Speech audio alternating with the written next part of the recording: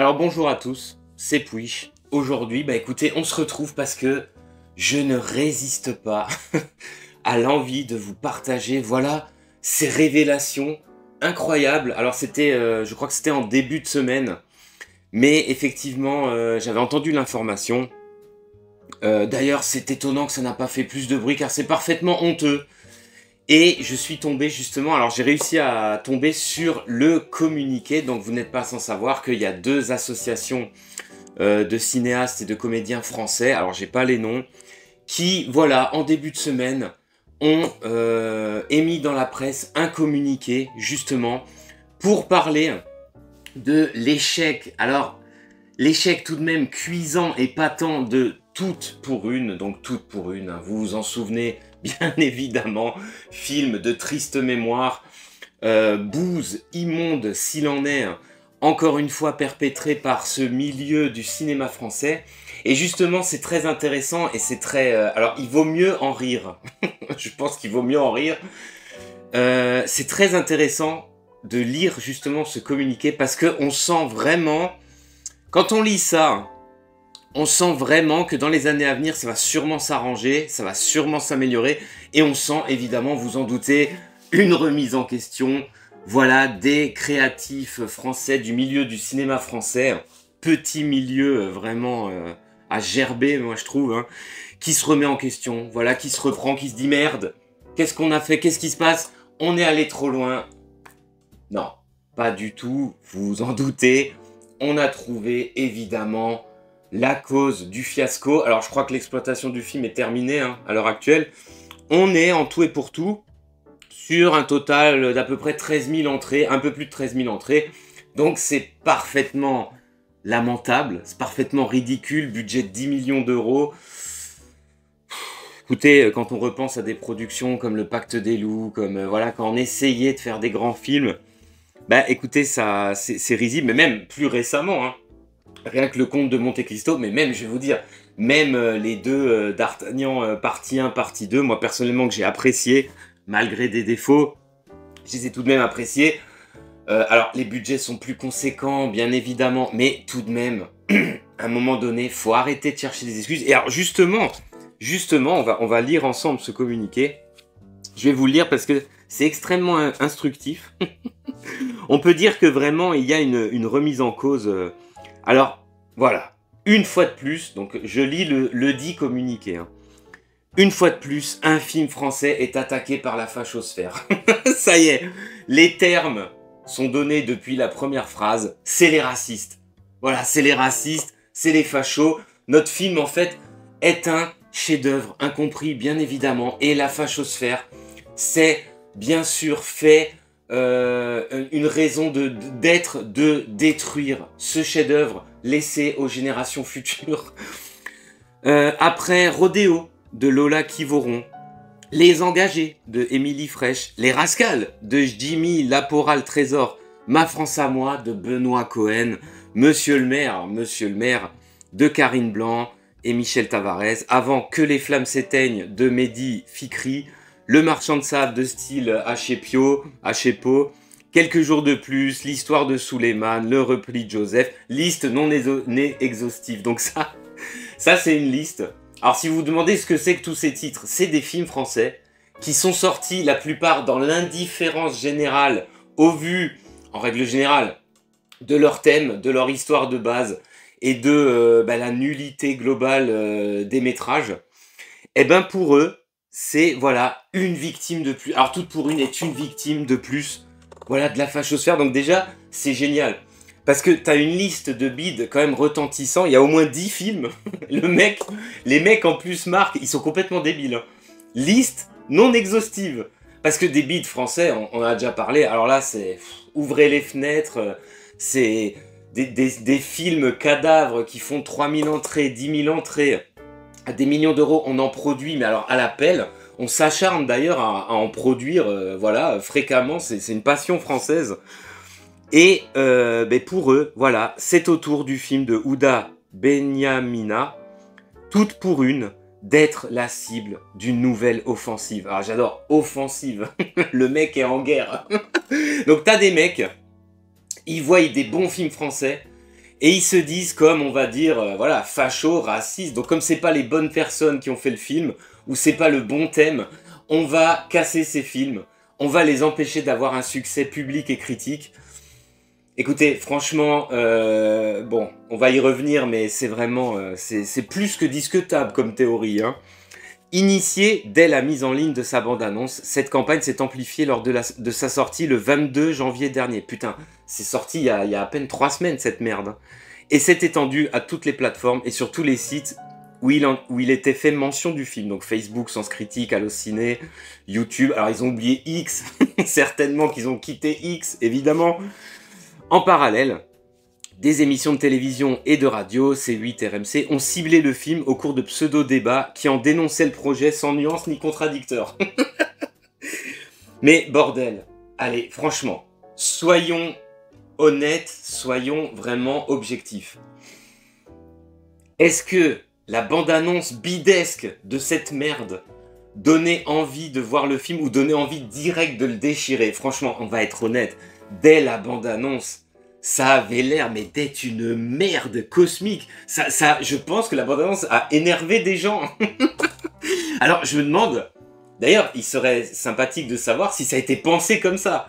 Si ça a été pensé comme, on va faire chier. Parce que finalement, la raison d'être de ce film, on a l'impression, c'est de faire chier le monde, de faire chier les racistes. De faire chier les fachos. T'es facho, on va faire un film, voilà, on prend les trois mousquetaires, on met des gonzesses, on met des blacks, des arabes, on met toutes les ethnies possibles. Voilà, on va te mettre alors des grosses, voilà, bon bref, tout ce que tu détestes. Alors je sais pas si j'ai pas vu le film. Voilà, bon, j'avoue, je n'ai pas vu le film. Je suis comme 99% de la population française, je n'ai pas vu ce film parce que effectivement, certainement la fachosphère m'a empêché d'apprécier ce chef-d'œuvre. Donc, je pense que dès la bande-annonce, il y a eu un rejet massif de ce film et en fait ce film, il s'est retrouvé finalement porte-étendard de tous ces films français qu'on ne veut plus voir. On ne veut plus voir ça, on ne veut plus parce qu'il y a aussi le débat de l'argent public, évidemment, et des subventions. On ne veut plus. Quelque part, j'ai pas vu le film et c'est dommage parce que j'ai payé pour, comme tous les contribuables français, on a payé pour cette merde. C'est quand même terrible. Donc, il en a résulté une croisade coordonnée où les supports se nourrissent les uns des autres et où les insultes racistes, grossophobes, sexistes le disputent aux attaques ad nominem.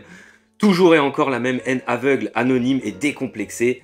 Ceci car le film commettrait à leurs yeux le sacrilège de proposer une incarnation par des femmes issues de la diversité des trois mousquetaires d'Alexandre Dumas. Alors, on va dire en partie oui, c'est déjà un sacrilège, mais en plus, ce qui est surtout le plus gros sacrilège, c'est que, je le redis, ce film a l'air d'être une pure merde. Si encore ils avaient modifié des trucs, ils avaient fait un truc stylé, peut-être que, on aurait pu se dire, bon, voilà, ils nous font un film en mode progrès, bon, c'est déjà très difficile à accepter, hein. Mais imaginons le film soit tonitruant, soit stylé, du bon humour, des grosses scènes d'action, voilà, de la... Je me mets à rêver, hein. Peut-être que la pilule serait un peu mieux passée, parce que, a priori, de l'avis de tous, c'est une merde. De l'avis de tous les gens qui l'ont vu, quasiment, c'est une bouse. En plus, c'est vraiment nul à chier. Et donc, c'est vrai que, en plus du fait de reprendre l'œuvre d'Alexandre Dumas, de la wokiser, de faire de la bouillie merdique, wokiste à outrance, ben, c'est vrai que le film, il s'est retrouvé, en fait, alors là, pour le coup, la publicité négative, effectivement, a fonctionné à plein, mais je pense que de base, même avec une campagne normale, rien que la bande-annonce, et il n'y a pas que la bande-annonce, il y a les actrices même en elles-mêmes, notamment les déclarations tonitruantes de l'actrice principale, en disant clairement « Je vous emmerde ». Ça, c'est quand même génial. À ses propres spectateurs, « Je vous emmerde ». Alors même si, évidemment, sans doute, elle s'adresse aux rageux, aux fachos, voilà, qui n'ont pas envie que cette œuvre visionnaire, voilà, visionnaire d'une France de 2025, on a envie de voir, écoutez, fasse un succès. Donc elle emmerde évidemment les fachos, les racistes, mais en fait, elle se rend pas compte qu'en faisant une phrase pareille, quelque part tu emmerdes le spectateur, tu emmerdes tous les gens qui ont payé, qui n'ont pas envie de voir ça. Et donc, c'est dévastateur. Alors, les raids numériques ont été d'une telle violence que la plateforme de référence Allociné, principale source prescriptrice en France, a suspendu les notes spectateurs du jamais vu. Alors, c'est pas du jamais vu, c'est déjà arrivé. Il y a déjà eu aussi beaucoup d'affaires autour justement du cinéma français et des notes spectateurs carrément bidonnées. On se souvient de, je crois pour Aladdin, là où Aladdin, le film est bidesque là de Kev Adams, où les notes avaient été trafiquées. Mais d'ailleurs, c'est récurrent, hein. Les comptes qui ouvrent comme par hasard à 3 jours de la sortie pour dire que le film est génial. Alors, je ne doute pas que dans l'autre sens, il y a aussi des raids pour déglinguer le film. Effectivement, c'est sûr que sur Allociné, énormément de gens qui éclataient le film n'avaient certainement pas vu le nombre d'entrées. Mais est-ce que c'est pas mérité quelque part? Est-ce que quand vraiment on n'a pas envie de voir ça, on n'a plus envie de voir ça, est-ce que c'est pas en fait un message aux producteurs, acteurs, réalisateurs, arrêtez de faire cette merde, ok? Arrêtez de faire ça, par pitié. Une fois de plus, nous exhortons Allociné à faire évoluer ses règles de modération. Alors là, ça devient très intéressant. Pour ne pas laisser des œuvres et des auteurs démunis face à de telles raids, ben, ils avaient qu'à faire mieux leur boulot, j'ai envie de dire. À l'évidence, les garde-fous actuels sont insuffisants et la simple suspension des notes est un pis-aller. Il devient nécessaire de trouver les solutions techniques pour la mise en place d'un système de vérification des commentaires et de notation spectateur qui soit susceptible de vérifier que les personnes postant un commentaire sur un film l'ont effectivement vu. Mais ça, c'est génial. Ou à minima, informant les visiteurs si c'est le cas ou non. Donc en fait, et une fois encore, pour ces gens, la liberté d'expression, elle a des limites. Et la limite, c'est si tu n'es pas d'accord avec eux.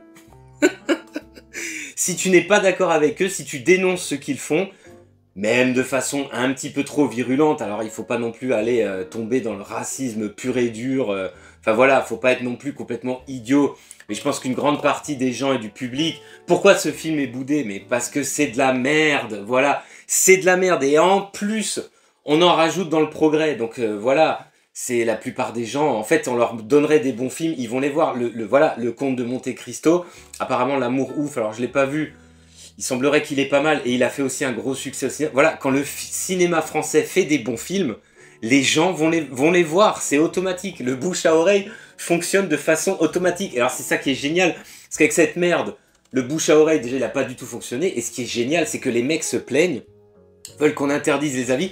Mais qu'est-ce qu'on va faire? Parce que même les journaux les plus à gauche, les 3/4 des critiques cinéma, hein, professionnels, hein, on dit que c'était une bouse, on dit que c'était nul et non avenu.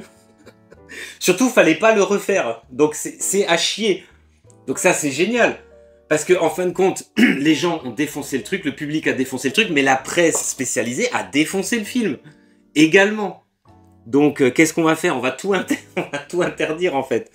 Une fois de plus, nous demandons au pouvoir public, évidemment, qui donne déjà beaucoup d'argent. Tu reçois déjà pas mal de thunes, donc arrête de demander trop de trucs quand même. De prendre leurs responsabilités pour que cessent ces opérations de dénigrement. Alors moi, j'ai une solution simple, hein, c'est arrêtons, voilà, quand tu as des projets de films comme ça, arrêtons de donner de l'argent. Tout simple. Plus de films de merde, plus de campagnes de dénigrement. Ah, on se sent mieux d'un coup. Lesquels, de par leur ampleur et les méthodes employées, sortent du cadre de la liberté d'expression et de l'exercice de la critique, même virulente. C'est génial, donc ils se contredisent eux-mêmes. Auxquels nous sommes attachés. Ah bien sûr, nous sommes attachés à la liberté d'expression. Liberté d'expression qui s'arrête évidemment pour les personnes qui ne sont pas de notre avis. Et qui ne veulent pas payer pour nos merdes. Ces attaques visent en réalité à instaurer une censure de fait. Alors là, ça c'est... Mais c'est génial, c'est le retournement accusatoire. Personne n'empêche personne d'aller voir cette merde. D'ailleurs, alors attendez. Et nous ne pouvons que constater qu'elles y réussissent en partie. Ne nous y trompons pas. Les extrêmes droites sont les ennemis revendiqués de la diversité culturelle. Putain, c'est génial. Elles dévoilent la liberté d'expression au service de leur discours de haine et d'exclusion, au travers de l'entrave ainsi faite aux libertés de création, de programmation et de diffusion des œuvres. C'est la démocratie elle-même qui est visée. Une fois de plus, ces libertés doivent être réaffirmées et renforcées. Donc ça, c'est parfaitement génial. Le mec en appelle à la démocratie. Mais qu'est-ce qu'il y a de plus démocratique finalement que la sortie d'un film ? Un film sort au cinéma, il y a une bande-annonce, ils se font en parallèle éclater ou pas à l'avance en fonction des extraits, en fonction de ce qui est montré du film, mais au final, il n'y a rien de plus démocratique. Le public y va, c'est de la merde, personne n'y retourne, le film est boudé, ou alors le public y va, et au final, bah, tu sais quoi, c'était pas si mal ce film, le bouche à oreille se fait, alors parfois, et oui, ça a été connu dans l'histoire du cinéma, il y a des films qui ont bidé au cinéma, et par la suite, le bouche à oreille a fait que non, en fait, c'était très bon, c'était excellent, donc ils ont une seconde vie, ils deviennent parfois même cultes. Bon, là, en l'occurrence, je suis pas certain que c'est le destin qui attend ce film, à moins que c'est culte, mais dans le mauvais sens, c'est-à-dire un des pires étrons qu'on a pu pondre dans le cinéma français. Mais les mecs, voilà, on appelle à la démocratie, à tout ça, à l'extrême droite, mais vous vous rendez compte à quel point vous êtes ridicule, vous nous cassez les couilles, sérieux, vous cassez les couilles à la France entière, de droite ou de gauche, parce que si c'était que l'extrême droite, mais bordel, les gens qui sont allez, on va prendre l'extrême gauche à la LFI, pourquoi ils sont pas tous allés voir ce putain de film si ça leur parle?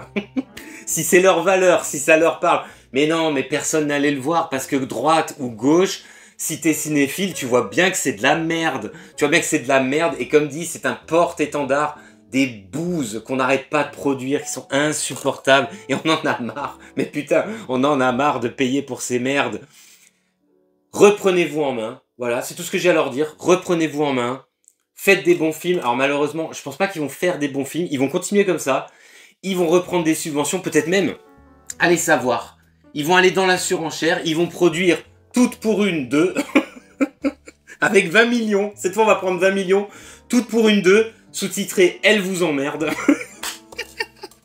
Elle vous emmerde, envoie le fric. Ah putain, mais ce serait génial. Mais les mecs sont encore capables de ça.